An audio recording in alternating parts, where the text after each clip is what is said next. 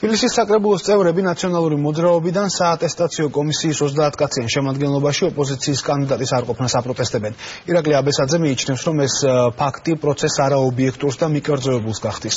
საკრებულოს ოპოზიცია დღეს ადგილობრივი თვითმმართველობებიდან თანამშრომლების გათავისუფლებასაც გამოეხმაურა და მათზე გამგებლების მხრიდან ზეწოლაზე გაამახვილა ყურადღება. დღევანდელ ბრიფინგზე ისნის გამგეობის ერთ-ერთი თანამშრომელიც მივიდა, რომელიც მისი სამსახურიდან წასვლას პირადად გამგებელს უკავშირებს. ბრალდებებს ვახტანგ ქიზიყურაშვილმაც უპასუხა.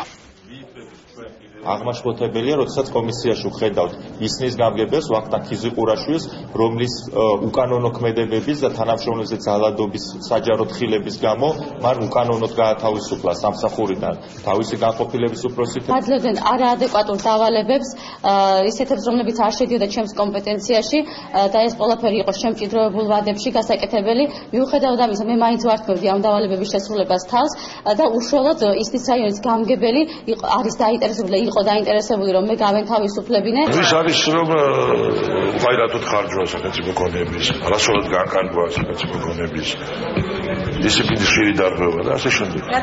თქვა ამ შესაძლებლობაში რატო არ ეცნობა თქვა როგორ არ ეცნობა მას? როგორ არის? რაც ეცნობა, გადაეცა ბრძანება, გადაეცა მასალა და ხელზე აქვს მას ყველა ეს მასალა ისაფუძვლებს მოხდა მისი განთავისუფლება.